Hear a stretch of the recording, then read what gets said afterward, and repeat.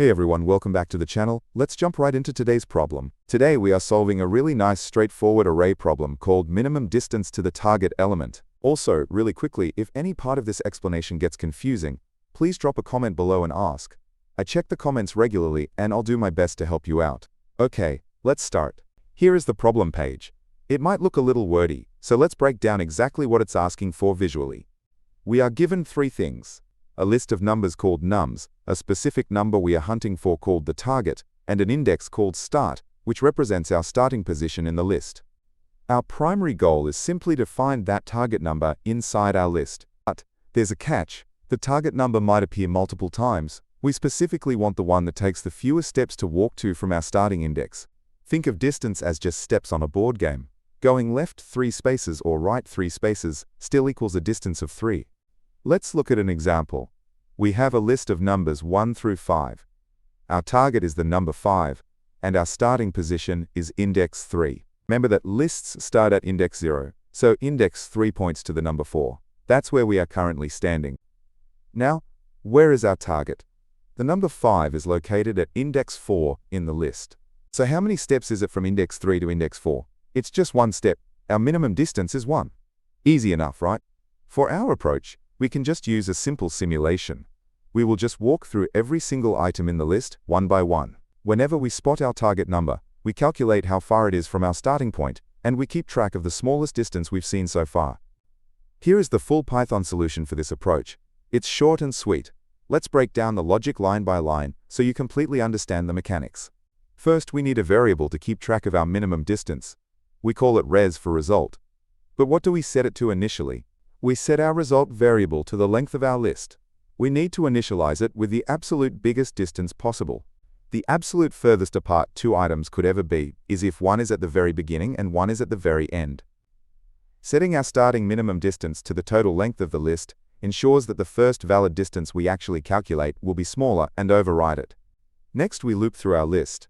We use a function that gives us both the current index, which we call I, and the actual number at that spot. Inside the loop, we simply ask, is the current number we are looking at equal to our target number?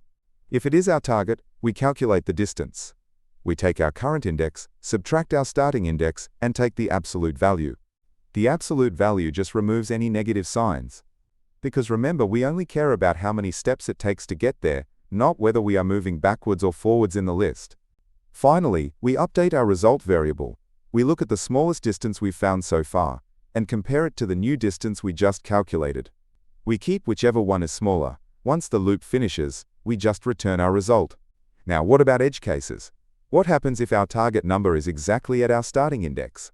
The code handles this perfectly. The absolute difference between 3 and 3 is 0. The minimum distance becomes 0, which is correct because it takes 0 steps. We are already there. So how fast is this? The time complexity is big O of n, where n is the number of items in our list. We have to check every single item once to find all the possible targets. The space complexity is order 1, or constant space. We are only storing a couple of tiny variables to keep track of our distance and our index, no matter how huge the list of numbers gets. Here are the key takeaways from this problem. First, simple simulation is a perfectly valid and often optimal way to solve easy arrays. And second, when you need to track a minimum value, always initialize your tracking variable to something slightly bigger than the maximum possible result you could ever get. Before we look at the other languages, I want to quickly mention why this channel looks and sounds the way it does. You can probably tell this is narrated by AI. I built this workflow for myself so I could instantly generate clear explanations the moment a daily problem drops. I've also been tweaking the visual format lately to make it easier to follow, so please let me know your feedback in the comments. I share these videos here to help you study faster too. Because of that, I don't put mid-roll ads in these videos and I don't take sponsorships. I am on a mission to eventually post a solution for literally every single Leetcode problem on the platform. If you want to help support that goal, you can donate at buymeaboba.com/LeetCodeDaily. Make sure to like, subscribe, and turn on notifications so you can get your daily streak done early. Alright, as promised, here are the full solutions for Java, C++, and JavaScript.